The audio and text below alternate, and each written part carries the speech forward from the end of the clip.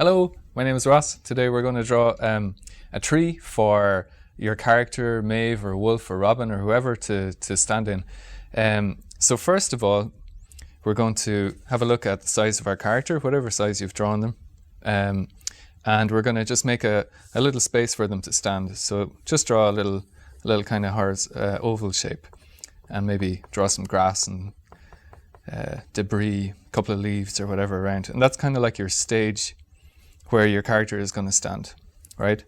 So now you know the height of your character and where they're going to be, and you can make, say, a tree or something to frame the character. So draw a big swoopy shape around like that, and that'll help frame your character like that. So once you have that, then you can start filling in details. You can draw the other side of the tree, a big curve. You can draw some roots in, some big kind of circular roots.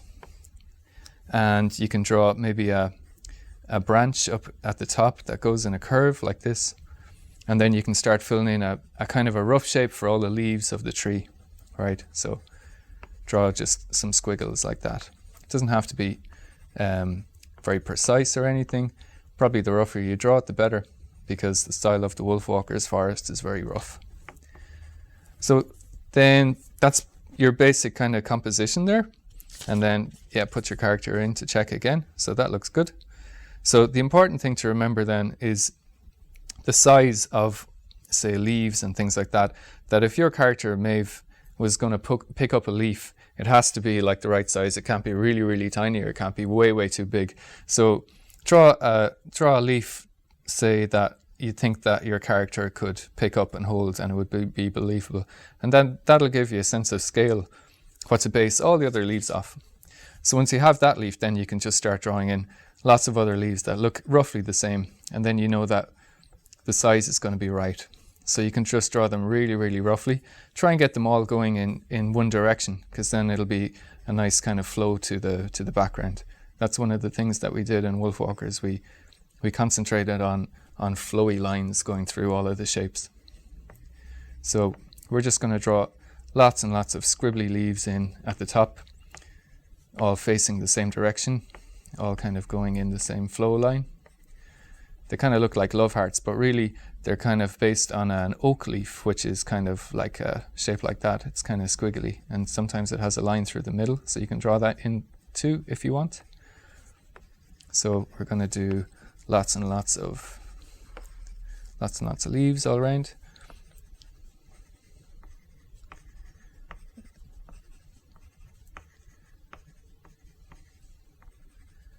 And then in some places, maybe where it's in shadow, you can just do lots and lots and lots of scribbles until it's kind of darker than the rest. You don't really need to draw leaves at this stage, just scribbles is enough. Okay, so we'll darken this bit over here too. That gives you a canopy then for your tree. Then you can concentrate on the bark next. And one of the things that we had in Wolfwalkers trees is sometimes they have mushrooms, bracket mushrooms growing up the trunk of the tree. So we'll just draw them in, they're kind of like saucers or like dinner plates or something on the side of the tree like that. It just gives a little bit of a variety to the, what do you call it, the flora of the environment. So just draw a couple of those in there like that. Now we're going to give the trunk of the tree a flow, and I don't know if you ever go into the forest and sometimes you see a tree and it grows around in a kind of a curve. You can see the bark twisting.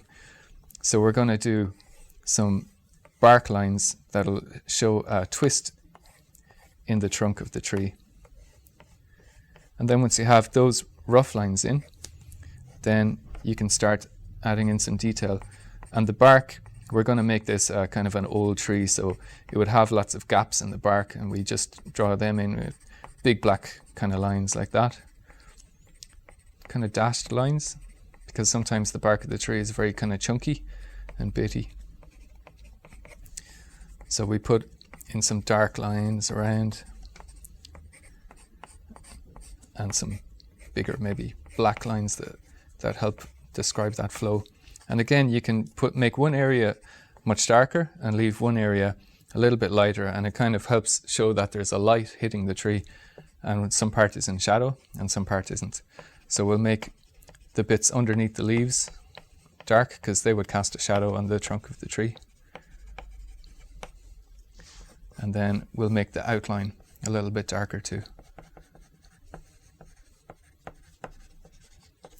This is the time that maybe if you wanted to, you could put in a little bird up in the tree as well. And then again, just check the size against your character to see that it's not going to be a bird that looks way, way too big or a bird that's too small. So just put in a couple of little legs that are holding on to the branch of the tree and maybe give it a little belly that you could color in later. And there you have a little bird in your tree too. So one of the things about the trees in Ireland and a lot of places is that they have ivy growing up around the trunks of the trees. Ivy is everywhere in the forest here, and you could start by maybe just doing one shape that could be your ivy, what do you call it, kind of it's like a branch of ivy, I suppose. And then off that you can do little ivy leaves, and ivy leaves usually have like 3 points to them, so it's kind of like half a star, and you can do lots of little ivy leaves coming off the main trunk of ivy. And again, you can group them together so that on some parts there would be less leaves and some parts there would be a clump of leaves, and that makes it look a little bit more believable. So put in a clump of leaves here and maybe just a couple of leaves elsewhere. And that's your little bit of ivy growing up. And then the roots of this tree are going to be all kind of like little semicircles. And you can make some bigger and some smaller. And then you can shade again underneath to make it look like that there's little holes maybe for little mice or voles or shrews or anything to live in. And then continue the root end behind Maeve. And here you can put in like some little like bits of grass or flowers. Something nice that you see in your garden or out on forest walks. Some flowers that are quite big and then other ones that are just little tiny ones. You can just do little circles for them almost. And then put in some vegetation around the base of the tree like that. And then on the ground, because it's autumn, do some leaves that have fallen off the ivy and fallen off the tree. Again, you can make them different shapes and different sizes and clump some of them together and then put others far apart. Put some on the other side of Maeve.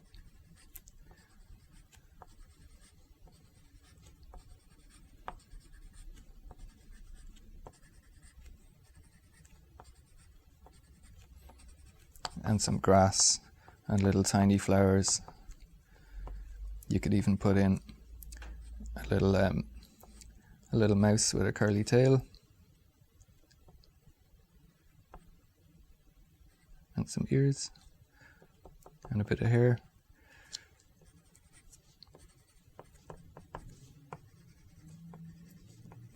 Again, check your character on top. You could put in a couple of little spiders or bugs on the branch or on the trunk of the tree. You could even put a little spider on a web hanging down from the trunk of the tree. All kinds of things that you see in your garden or in the forest to make it seem a little bit more interesting and varied and alive.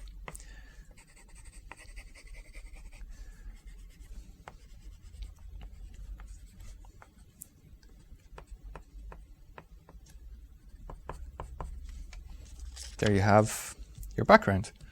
So then that leaves it open to color, and you can use all kinds of colors. You can color the autumn leaves at the top orange. You can color the trunk of the tree brown with maybe some moss, so little bits of green, and then you can color in all the flowers different colors, and then hopefully when you put your character in on top and you color your character, you'll have like a nice environment for your character to sit in. So there you go. Hope you enjoyed that. Thanks very much.